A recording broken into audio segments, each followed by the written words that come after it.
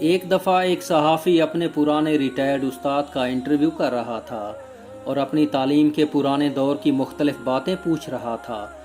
اس interview کے دوران نوجوان صحافی نے اپنے استاد سے پوچھا، سر، ایک دفعہ آپ نے اپنے لیکچر کے دوران کنٹیکٹ اور کنیکشن کے الفاظ پر بحث کرتے ہوئے ان دو الفاظ کا فرق سمجھایا تھا۔ اس وقت بھی میں کنفیوز تھا، اور اب چونکہ بہت عرصہ ہو گیا ہے مجھے وہ فرق یاد نہیں رہا۔ آج مجھے ان دو الفاظ کا مطلب سمجھا دیں تاکہ مجھے اور میرے چینل کے ناظرین کو آگاہی ہو سکے۔ استاد صاحب مسکرائے اور اس سوال کا جواب دینے سے کتراتے ہوئے صحافی سے پوچھا، کیا آپ اسی شہر سے تعلق رکھتے ہیں؟ شاگرد نے جواب دیا، جی ہاں سر، میں اسی شہر کا ہوں۔ استاد نے پوچھا، آپ کے گھر میں کون کون رہتا ہے؟ شاگرد نے سوچا کہ استاد صاحب میرے سوال کا جواب نہیں دینا چاہتے، اس لیے ادھر ادھر کی مار رہے ہیں۔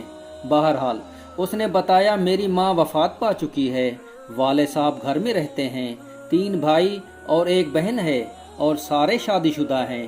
ٹیچر نے مسکراتے ہوئے نوجوان صحافی سے پوچھا، تم اپنے باپ سے بات چیت کرتے رہتے ہو؟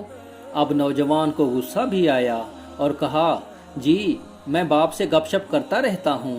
استاد نے پوچھا، یاد کرو پچھلی دفعہ تم باپ سے کب ملے تھے؟ اس نوجوان نے غصے کا گھونٹ پیتے ہوئے کہا، شاید 1 ماہ ہو گیا ہے، جب میں ابو کو ملا تھا۔ استاد نے کہا، تم اپنے بہن بھائیوں سے تو اکثر ملتے رہتے ہوگے، بتاؤ پچھلی دفعہ تم سب کب اکٹھے ہوئے تھے اور کب گپ شپ حال احوال پوچھا تھا؟ اب تو صحافی صاحب کے ماتھے پر پسینہ آ گیا اور لینے کے دینے پڑ گئے۔ وہ سوچنے لگا، میں تو استاد کا انٹرویو لینے چلا تھا، مگر الٹا استاد میرا انٹرویو لینے لگے ہیں۔ اس نے ایک آہ بھر کر لمبا سانس لیتے ہوئے بتایا کہ شاید 2 سال ہو گئے جب ہم بہن بھائی اکٹھے ہوئے تھے۔ استاد نے ایک اور سوال داغتے ہوئے پوچھا، تم لوگ کتنے دن اکٹھے رہے تھے؟ نوجوان نے ماتھے سے پسینہ پونچھتے ہوئے جواب دیا، ہم لوگ 3 دن اکٹھے رہے تھے۔ استاد صاحب نے پوچھا، تم اپنے والد کے پاس بیٹھ کر کتنا وقت گزارتے ہو؟ اب تو نوجوان صحافی بہت پریشان ہو گیا اور نیچے میز پر رکھے کاغذ پر کچھ لکھنے لگا۔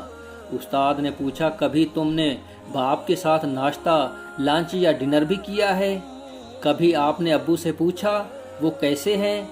کبھی تم نے باپ سے دریافت کیا کہ تمہاری ماں کے مرنے کے بعد اس کے دن کیسے گزر رہے ہیں؟ اب تو انٹرویو کرنے والے صحافی کی آنکھوں سے ٹپ ٹپ آنسو برسنے لگے۔ استاد نے صحافی کا ہاتھ پکڑا اور کہا کہ بیٹا، پریشان، شرمندہ، مایوس یا اداس ہونے کی ضرورت نہیں۔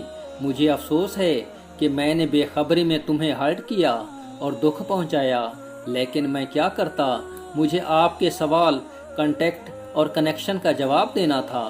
اب سنو، ان 2 لفظوں کا فرق یہ ہے کہ تمہارا کنٹیکٹ یا رابطہ تو تمہارے ابو سے ہے، مگر کنیکشن یا تعلق ابو سے نہیں رہا یا کمزور ہے، کیونکہ تعلق یا کنیکشن دلوں کے درمیان ہوتا ہے۔ جب کنیکشن یا تعلق ہوتا ہے تو آپ ایک دوسرے کے ساتھ وقت گزارتے ہیں، ایک دوسرے کا دکھ درد بانٹتے ہیں، ہاتھ ملاتے گلے سے لگتے ہیں اور ایک دوسرے کے کام خوشی خوشی سر انجام دیتے ہیں، جیسے ایک معصوم بچے کی ماں اس کو سینے سے لگاتی ہے، چومتی ہے، بغیر مانگے دودھ پلاتی ہے، اس کی گرمی سردی کا خیال رکھتی ہے، اور جب وہ چلنا شروع کرتا ہے تو سائے کی طرح اس کے پاس رہتی ہے تاکہ وہ گر نہ جائے، کوئی غلط چیز نہ کھا لے، گر پڑے تو اس بچے کو گلے سے لگا کر چپ کراتی ہے۔ تو میرے پیارے شاگرد، آپ کے باپ اور بہن بھائیوں کے ساتھ صرف کنٹیکٹ یا رابطہ ہے، مگر آپ کے درمیان کنیکشن یا تعلق نہیں ہے۔